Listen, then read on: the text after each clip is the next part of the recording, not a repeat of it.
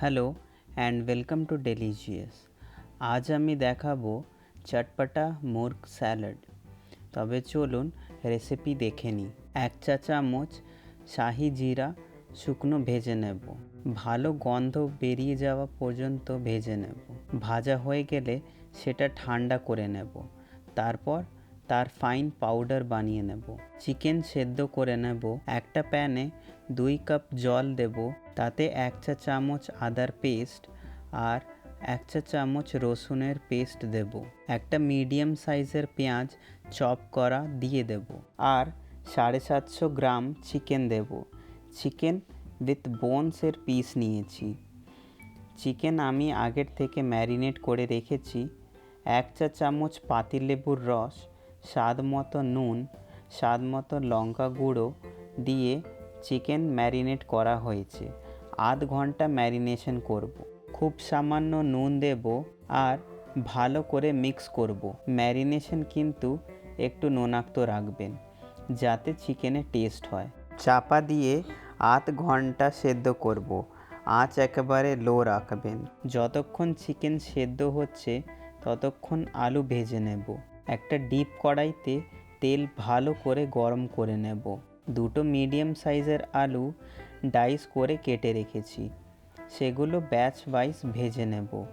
আলু লাল করে ভাজা হবে। ভাজার আগে আলু সামান্য নুন দিয়ে 15 মিনিট মাখিয়ে রেখেছিলাম যাতে আলুর থেকে জল বেরিয়ে যায়। তাতে আলু আরও ক্রিস্পি হবে। একসঙ্গে ভাজবেন না, তাহলে সেটা ক্রিস্পি ভাজা হবে না। আরেকটা কথা, আলু ভাজা স্যালাডে আপনি স্কিপ করতে পারেন যদি স্যালাড হেলদি পছন্দ করেন। ভাজা আলু দিলে স্যালাডে একটা ক্রিস্পি টেক্সচার আসবে আর খেতে ভালো লাগবে। এখন চেক করে নেব চিকেন সেদ্ধ হয়েছে কি না। চিকেন সেদ্ধ হয়ে গেলে পিসগুলো বার করে নেব। চিকেন স্টকটা ফেলবেন না, ওটা খুবই নিউট্রিশিয়াস। নিজের পছন্দ মতন মশলা দিয়ে যেরম কালো গোলমরিচ, চিলি ফ্লেক্স কিংবা অরেগ্যানো দিয়ে স্যুপের মতন খেতে পারেন। একটু ঠান্ডা হলে তার থেকে মাংস ছাড়িয়ে নেব। একটা বড় পাত্রে রাখবো। তাতে একটা মিডিয়াম সাইজের পেঁয়াজ কুচো করে কেটে দিয়ে দেব। স্বাদ মতো কাঁচা লঙ্কা কুচো করে কেটে দিয়ে দেব। 5 টেবিল চামচ কুচো করে কাটা ধনে পাতা দেব। 3 চা চামচ পাতিলেবুর রস, গুঁড়ো করা শাহি জিরা, হাফ চা চামচ আমচুর পাউডার, স্বাদ মতো বিট নুন, স্বাদ মতন লঙ্কা গুঁড়ো দিয়ে ভালো করে মিক্স করে নেব। ভাজা আলু দিয়ে গার্নিশ করে এনজয় করুন। বানিয়ে জানাবেন কেরম লাগলো।